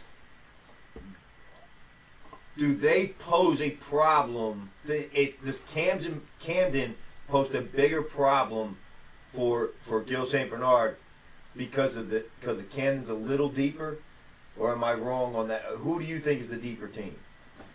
I would say Camden's the deeper team. I think Camden, watching them play, they're gonna change defense. They're gonna scout them really well. And I think it's going to come down your stars making plays. Stars. We talking. Nas is the number 1 sophomore. Yes. DJ is the number 1 junior. I'm the other young man. McKenzie is the number 3 junior. Yes. Bradshaw's number 23. I mean, we talking star power. Yeah, stars. Yeah, they got to show up. And they show up, then it's those other guys. Okay. And I think Gil has a little bit more than other guys. If they don't play afraid. Anglin. What's his name? Denver? Anglin, stud. Georgetown commit. Stud. They have a freshman that can make shots. And those guys... And Mergent Cena can coach. Yes. And they've been there before. So they make shots. It's going to be a close game. Marco, your thoughts on that matchup? Well, before I touch on the matchup, now that they took the TOC away, So Camden, really after this game, It's over. Yeah. So now if you're Camden, do you say, the hell with it, I don't want to play in the States and just go play 9 other more games and go play independent schedule the rest of the year? Because remember, they did the same thing to DeWan. They took the state playoffs away from them. You crazy. You know how bad these people want a state championship? But it's not a real state championship because they played St. Anthony's in the real state championship at the RAC. No, I think this is the last year. This is the last year of the TOC. They are doing it this year. All right, so then this is the last year. I heard the that following year. So this is the last year. So they got to play this year. They got to win it. All right, because then then they're playing for something. But if you take away the TOC, I'm playing independent. Next year they should play 50 games and just barnstorm and sell out every damn marina. And they should do the Mikey Williams thing. Yes, damn right. I think They got to do NIL. Absolutely. Why would you take that away from that school? You know what that would do for Camden? It's Camden City Public School. They're part of so South Jersey, hold on. man. What So does that mean? does the rest of South Shirley Jersey, and Lenape do is you there? accept it? They do that for 2 years. Now they don't have all those guys. Do you just accept them back? Yes, they have to. But that doesn't mean that you take away that. What's your thoughts on that, that's an RC? opportunity The Mikey to make Williams. money. What do you mean? The The Mikey Williams thing is a circus. That's how I It's feel an about absolute it. circus. The problem is this: Marcos, his point is not. It's not wrong, but it needs to be adjusted. Your point would be well made and well accepted if it was, yo, the New Jersey State Commission, fix yourselves. Fix yourselves. You're a great state for high school basketball. Why are you messing this up? Yeah, the messing late this start up? and the limited number of games. It's 22 games. It's crazy. 22 games. It's Nick insanity. plays 38, 40 games. It's insanity. Same in the Catholic League. That's a generational player. Same in the Catholic League. DeWan Wagner is a generational agree. player. Lonnie is a generational player. You're going to take away that opportunity from that kid, force them to play West Hampton Tech, Right, Penn for a state Salkin, championship rather than playing come on, somebody else in the see? big. So I agree. the point I'm trying to make, it's emotional because you know what? I coached in Camden. Right. That city is a basketball city. And my point is, Marco, I agree. Listen, if that is what needs to be done for that particular team and that particular school, fine. But the bigger issue is the state screwing this up. It's the same in the PIAA. It's the same in the Catholic League. The Alhambra was the one of the best tournaments in the country. Yeah. Roman, Newman, West. Once you join the PIAA, you can't do that, though. We joined that idiotic PIAA They took it away. who has no idea what they're doing. They have great their rules are as old as dirt. They're serving 400 plus high schools. They got to figure it out, but they're serving athletics. So do 400 what's some best. high schools. Do what's best for athletics. So then,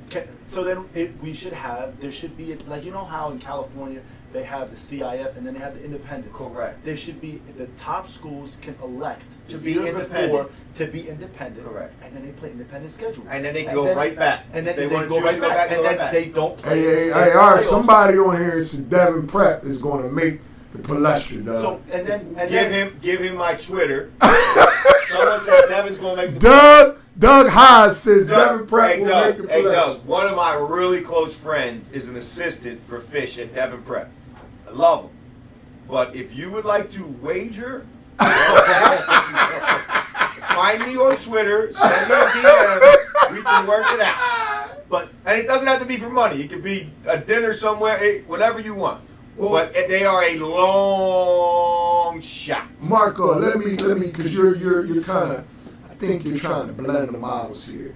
You want a basketball academy model applied to a public school that's a member of the state. I mean, that's what the Mikey Williams. Put the camera back on. The Mikey Williams situation. No, Mikey Williams is a basketball academy. With NIL, you are limiting these kids' opportunity to make money off their image and likeness. You are literally keeping them from making. But if I'm at the state, I'm on Gatorade. Hold on. If I'm at the state, you're talking about maybe 5 high schools. I get it. Where But that's an you're issue. Gatorade. But I'm serving in New Jersey. It might be 700 high schools. I get it. I got to do what's best The for 700. year before, no. I said it, but the year before, you can elect to leave and play an independent schedule. I'm not saying, and then at the end of the year, if you don't have that player that does not bring in that revenue, then you can go back into the state tournament. You can go back under those rules. But you don't limit Wani Wagner's ability to sign an endorsement deal with Gatorade. No, New Jersey came out and said there's no limits in New Jersey. No, but there is a limit, because if you're telling me I have to, the reason why you're going to be able to quantify, how are you going to be able to quantify what my reach is when I got to play Lenape? Now, if he gets to play Hillcrest for game 1, St. Benedict's game 2, Cardinal Hayes game 3, They can always opt out. IMG. They can opt out. They can opt And I out. think So that's what I'm Marcos- saying. I think that what Marcos is saying is the way California does it. That's the best model. You can go year to year, and it's your Think decision. about St. Francis football. Yeah. They basically are the football equivalent of Yes. what Camden is doing. Yep. The locals refuse to play them. Well, And I they could, play because they got their doors kicked. but that's what Camden is doing to people in the local games, 50, Well, guess 60 what? points. Guess what? Some of these Jersey schools should elect not to play Camden because it's not even fun for Nobody. Camden to beat you like that. Imhotep beat somebody 75-8. They should And you want them to stay. You want them to stay in the playoff state. Come on, They're in the PIAA. What are you going to do? And they're in the pub.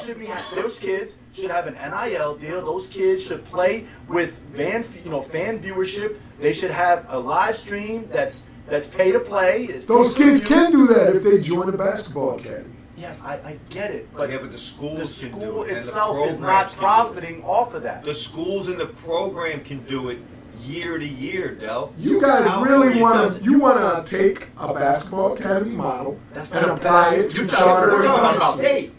This We're is talking in about a whole This is state. every year. If you're in the PIAA, you have to follow the PIAA rules. Yeah, but in California, they have independent. There's you can a elect to do spring it. meeting in California where they will literally tell, we are Yes. not going to play in the Yes. league this year. Yes. We are going to elect to opt out. And then they go back, they opt out that year, like Sierra Canyon did. And then at the end of that year, in the spring, they have a spring meeting and they say, we elect to go back in. And they have to give them those games. That's just what it is. And at that point, when you have guys like, LeBron James, Bronny James, and you have guys like that, then you can sign an NIL deal. Those kids benefit, the school benefits, and then you know what? Then you don't beat nobody by 70 points. You really think Andre Noble wanted to play that game? You He really has think- to play. He wants to play for the state championship. He has You to gotta play. play. That game. You think he really wanted to play that game? But That what? man's going all over the country to find a Well, are we talking about the individual preferences of parents, coaches, and players, or are we talking It's about the best thing for the kids, and it's not fair to those other If kids. it's that the got best beat by thing for 70. if it's the Those best thing kids for the got beat kids, that game, sounds the like next you're game, and the arguing game for after. these kids to leave and go to basketball academy. No. Why That's would what you change- Hold up. That's why the kids are leaving. But and I'm not against going that. to basketball academy. I'm not against Yes, that. they don't have. But it's not. That's not fair. They shouldn't have to leave. All right. Okay, Del. So you're against the. I don't think you can blend them up. Okay, you don't think we should blend them up. wouldn't it be nice to have those guys, those kids that all chose to go to those places back? Wouldn't they have stayed? Like, I'm gonna give you an example. If Roman could do what they did in the '90s, when I was there, no PIAA, go play whoever you wanted to play, whenever you wanted to play. Do they go to IMG? Jalen Duran and Justice Williams do not leave. Why would they leave? Why would they leave? There would be no reason to leave. There'll be none. It's better basketball. It's more competitive. And you don't have to leave your family. There's built-in competition. There's built-in rivalries. Exactly. You guys do understand that the PIAA, the NJSIAA, these organizations are formed for the benefit of 600-700 high schools. Not Jalen Duran, not Justice. They're just kids that are playing. They're coming through. So I'm not going to change my rules for this kid. Now that kid is free to go to Mount Verdi. He's free to go to Huntington Prep, Finley Prep. So then that model is actually what is forcing the kids to go to basketball. But is that a bad thing? Why is that a bad thing? Listen, basketball academies fit a profile, right? Sam Rhines has got the profile down to a science.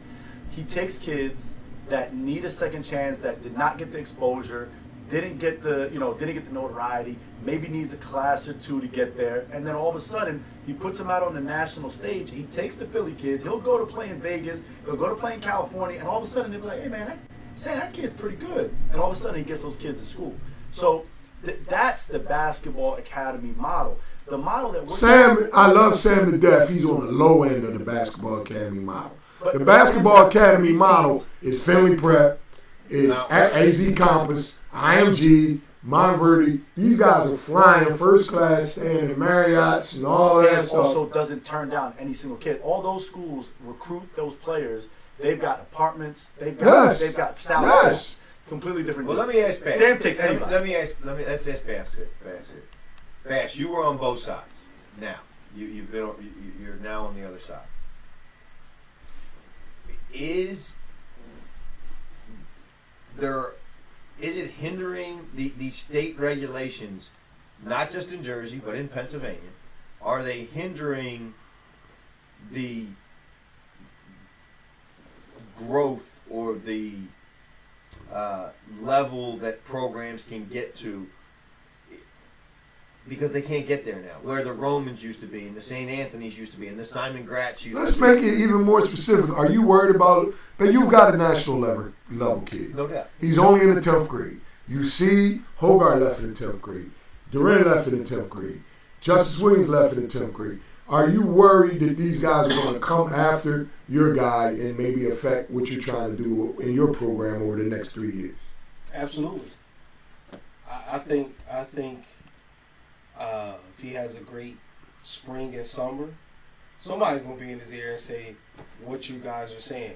Go to one of these schools and play. It's not fair to what he's built. He built that kid up. It's not fair, Bass. It's not fair, but it is what it is. Yes. And that's why a lot of these kids leave. Would he leave if you played an independent schedule? And you can go and you can get whatever you want. But so you want to set the rules up for the one kid, Marco. You keep losing. It's the betterment of competition. Okay, let's say it's 10 kids. We're talking about 700. I know St. New Jersey has an incredible number of high schools. Other 700 kids, Dell, they can't compete with Deuce Jones and Mark Bass. So then Deuce Jones needs to go where the competition is. Those other kids need to play against each other. It's a likable competition pattern. They can play against schools that they can compete with. You don't want to beat somebody by 7. Bass already plays Patrick School. He plays Rome. I know, because he's independent. School. He's not in the GMAC? He's not in that league. So he's got to play independent. So we're in the Mercer County, and you can opt out. You can opt out. You can opt out. That's the model. Okay, Mercer County got the model. You can opt in and you can opt out. So what's the problem? That's it. That's the model. They actually have the model. I don't have a problem with that if those are the state rules. That's the county rule. That's the county. The state allows that. They allow that. That's fair competition. That's not fair to the Morristown. That's not fair to the other kids to go and play. When I was at Leap Academy, they kicked me out the state playoffs because I was recruiting. I'm like, well, hold on. I'm not in a league, and this was my. You left out 3 words. I was recruiting. I was Out of state. I was recruiting. Damn right. Listen, my first year. You left out 3 words. My first year. Out of state. If I'm a New Jersey taxpayer, I got issues with What do you, you buddy. mean? No. I was at a charter school. We were below enrollment. Hold on. We were our first year I say- program. My first year. So we went to the Dominican. Give me something. So listen, they Enrollment we were raised independent. quickly in the basketball program. You're damn right. We were loaded, baby. Listen, we didn't have a league. And then the teams that we were playing St. Anthony's on Monday, St. Benedict's on Wednesday, St. Patrick's on Friday. And we didn't, trained Catholic, they were loaded. Bishop Eustace, I couldn't get games. We weren't in the league. And those schools all recruited. So I went, I'm like, wait, I'm just not going to just keep getting smacked. Out of state. You keep leaving Well, hold on. that So point. you want me to take Bass's guys? Who you want? What guys you want me to? I wasn't going It's to take guys still away a from my public friends. school funded by the tax. Somebody in New Jersey had a bunch of Africans in a public school. Yeah. They also Standing weren't at feeding it, the kids. It was standing limited. at it and all They that. weren't feeding the kids. I Coach. mean, there's limits to it. We all know everybody's recruiting, but come on, man. These are taxpayer funds. My kids fed. My kids got fed. Goddamn. They got fed well. All right. So I'm still. So you think basketball academies are good for high school I do. basketball? I do, but I also think, Not basketball academies. I think basketball academies I are don't good know too. why Del. But Oh no, I'm They- talking about they- basketball academies. Okay, Do you think they're good? He's still- no, he's Is trying- IMG and Mount Verde and he's trying- Finley he's trying to Prep, are put us they into some good? shit. Are they good for high school basketball? Yes, they are. But also, they wouldn't exist if there was an independent. They would model. exist. No, they wouldn't. No, they wouldn't. They wouldn't. They exist because agents and financial advisors would like to have these kids develop because the NBA allows them to come in at 19. They want them to be ready. They want them to lift weights, do basketball all day, take a course here and there online. It's all about the business of basketball. They would exist. The you model are would correct. shift. You're 100% right. However, the amount of those schools would shrink if more states had a model like California. Those basketball academies would shrink. They wouldn't be popping up left and right like they are now. Well, the ones that I'm pop about to up, put this- they're I'm not about to put really. this- I'm about to put this academies. whole question. If the question's over, watch this. You ready? Montverde is arguably the best program in the country, right? They're in the top 2 or 3. Top 2 or 3. Montverde wouldn't exist if Kevin Boyle never left St. Patrick's. Do you know why Kevin Boyle left St. Patrick's? Do you remember the story? I remember what they paid him. No. And- He was getting paid that from Nike and Jordan back then too. Just But so you I know. mean, to go down there to have Listen, those that's not what facilities. happened. No, he wasn't going to You leave got- out you're cold trying to Kevin fight a Boyle right market, now. Marco. Listen, Marco, he you're trying to wasn't fight going a leave. market. Markets That's not win. why he left. He's still Kevin If Boyle. it wouldn't be Kevin Boyle, it would be someone else. Kevin Marco. Boyle That's the way left St. capitalism Pat's works. because they kicked him out the state. It wasn't about the capitalism. It wasn't about the none of that. It would be Kevin Montverde would Boyle- still exist. Listen. If it wouldn't be Montverde, it would be IMG. If Kevin it Boyle- wouldn't be IMG, it would be. Kevin Boyle started the steamroll. It doesn't matter who started it. Kevin Boyle versus Bob Hurley was a ticket better than the Nets, the Knicks, the Brooklyn Nets, the 76ers. They had to play the games at Continental Airlines. Kenny Hamilton against Speedy was a great matchup. No. You Marco. don't understand. Bob Time Hurley goes on, versus man. Kevin Boyle. Wait, my man, what's his name is on here, right? Was Mike Melton. Mike Melton, damn it, call in. Mike Melton, call in, goddammit. Listen, that St. Anthony's, St. Pat's game, man, the line, you couldn't get in the game until halftime, man. The line was That's not 7 what's- blocks that's long. not what's driving Kevin this, Boyle Marco. left New Jersey, and it made New Jersey basketball That's worse. not what's The state driving of New this, Jersey Marco. took him out the state Okay, tournament okay, because he played okay. too many out-of-state games. That's why. It's not what's Okay, well, driving. here's what we're gonna do. We're gonna make a U-turn and then a left turn and get out of this basketball academy state rules.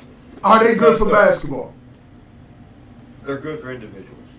Fair enough. Bass, are these academies good for basketball? I agree with RC. For individuals, if you need to go, you should go. If not, stay home. All right, fair enough. All right, go ahead. Let's get into. Let's touch 11 on. o'clock. We gonna be here. I'm sleeping up. Nah, we No. about to close this down. Let's touch on this last thing while we have two former college coaches, guys that also coached in high school. what is getting guys recruited?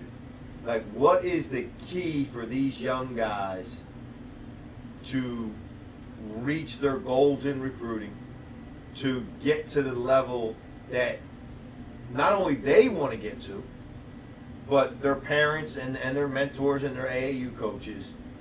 In your opinion, what would be the 3 keys to putting yourself in the best situation to find that fit? As we started this podcast with, Bass, we talked about a fit. What are like the 3 keys to do that for these young guys and these mentors? Well, I think the fit starts with the kids, their hunger. How are they preparing themselves to get where they need to be? Just not on the court, but in the classroom. You know, you got to carry yourself a certain way. I always tell kids, if you want to be good, you got to be selfish. You got to be the first one in the gym, the last one to leave. You can't be a pain in the neck in school. So you got to put that aside. Once you put that, you got that work ethic, now you got to put yourself in the right situation. High school situation, AAU situation. So you got to put yourself in the right fit. And also, I think the third thing is the parents got to be more involved. The parents can't listen to everyone. Keep your circle tight. This is your circle. Keep it tight. If you don't know the answer to a question, don't guess, don't assume. Go to your circle. If it's an AAU coach, if it's a high school coach, it's a workout guy. Keep your circle, but everybody got to be on the same page. That workout guy can't be having his hand out behind the scene. That AAU coach can't piggyback and say, you know what, I'm trying to get a job. So keep your circle tight. Don't allow everybody in your business and run it. Run your race. Run it. Like you said, run your race. I agree with everything Coach Bass said. I also want to tell kids, stop jumping around. Because the minute you jump around, the same coach that was your biggest proponent and was helping you and was calling coaches, telling them how great you were, that's the same guy that's going to tell them, he's not good enough, he can't do this, he can't do that, because you left his program. So he's not, some guys will keep it real and be like, yeah, he left me, but he's pretty good. But most of them, they're going to be, they're going to be a little butthurt that you left them. And they're going to be, his dad this and his mom that, and, they don't want that kid. And all of a sudden, you got stuff out there. I don't want to mention the kid's name, but the kid's a smoker. Kids smoke weed. I'm like, damn. That's 80-90%. This was a kid that I had. And it's 80-90. It's not turning people off, man. He don't smoke. I'm like, but why? Where'd you hit that from? Well, I talked to some of the guys that coached him before. That's what they said. Well, damn. What?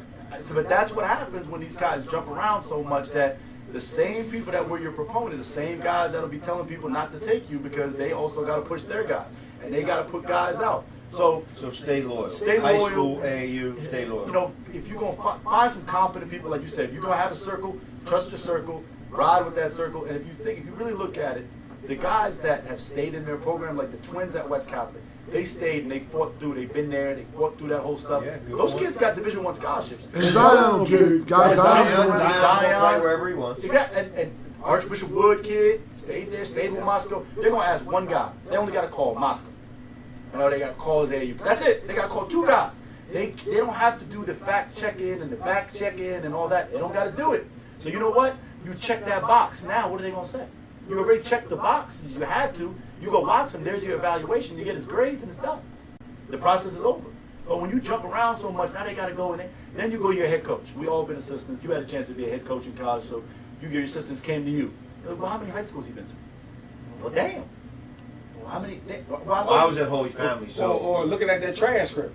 Now the transcript is more important than how many schools he went to. At Holy Family Division II, you can jump around as long as your transcript's in order. What about when you were with Phil?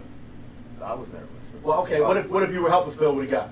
Oh, he's not trying to hear that. He's not trying to hear that. No. Some guys ain't. They already out the window just because you told well he was here, but he left, and this. Yeah. And No, I agree. I'm I'm joking with you. I do agree.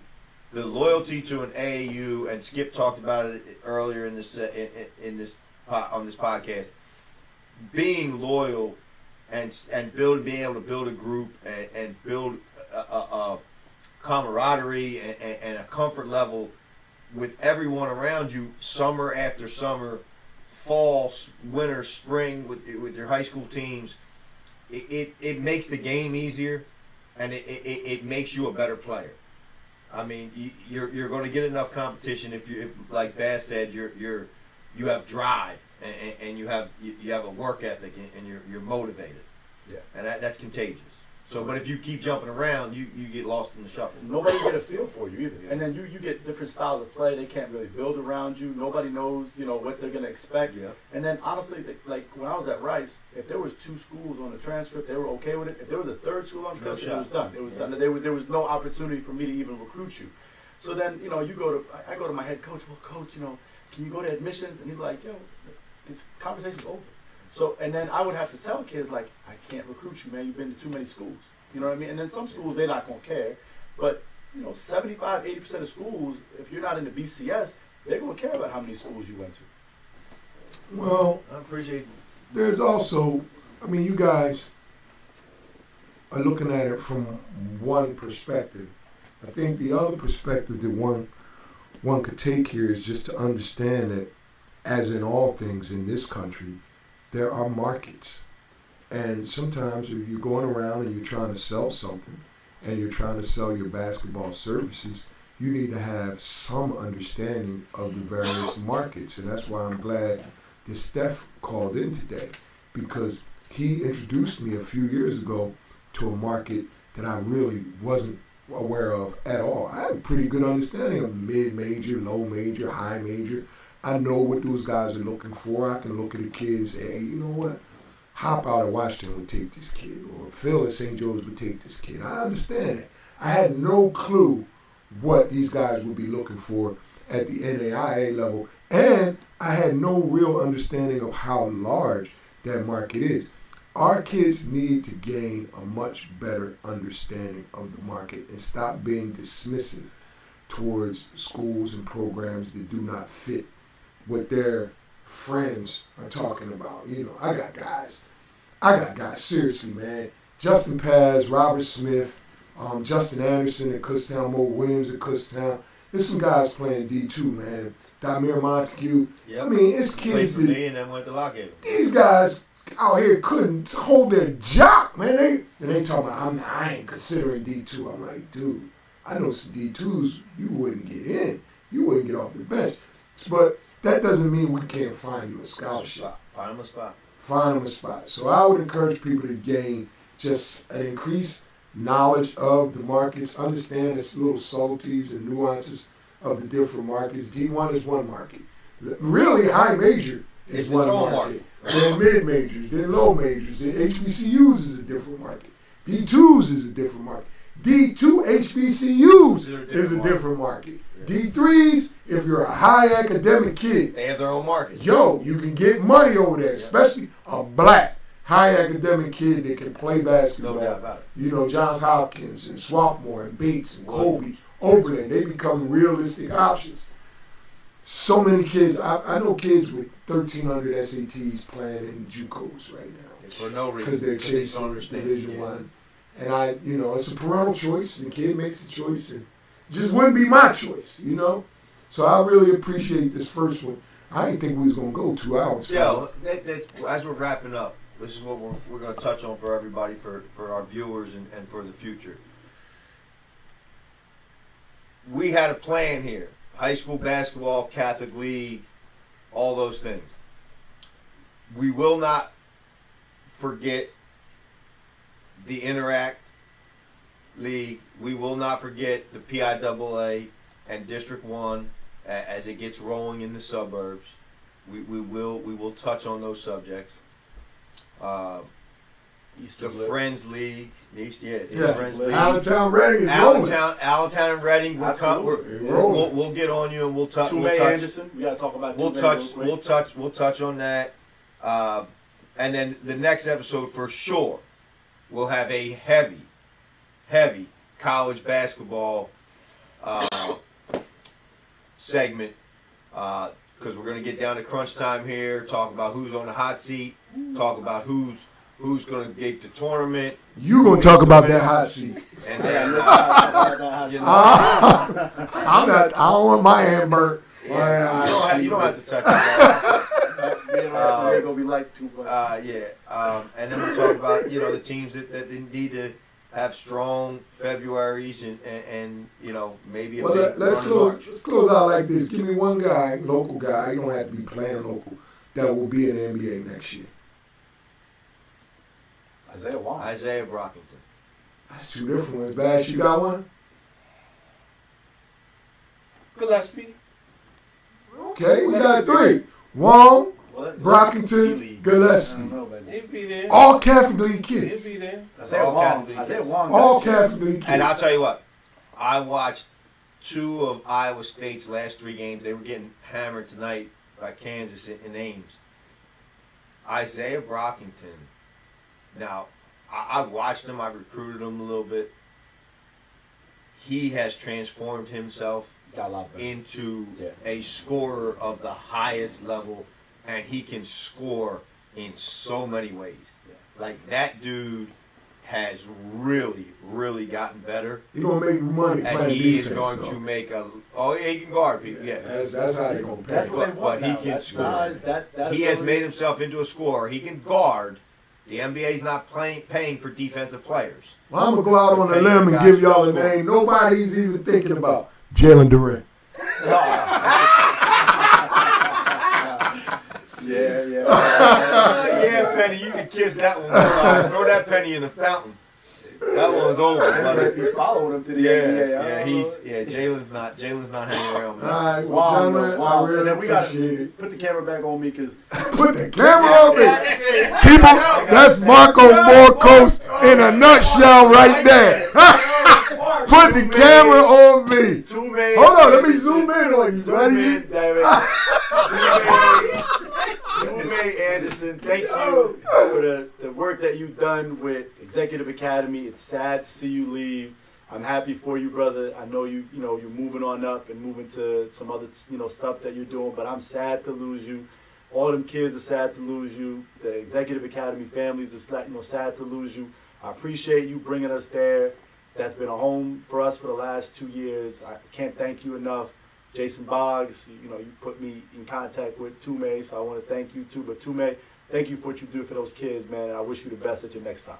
I would like to applaud Tume for getting that job that he's got. I think it's a home run. Did you guys see that little wrestling thing he put together? Yeah, he's a stud. It's just unbelievable, man. Allentown you want to promote youth sports and high school athletics? They got the guy. They got the guy. They got the guy. All right, Toom. So please forward us your assistant or your personal whatever now. We know we can't get you directly anymore, Toom. So make sure that we have a way to get on your, maybe on your schedule. Yeah, get a call or something, a Zoom. Yeah. All right, Toom. Until next time.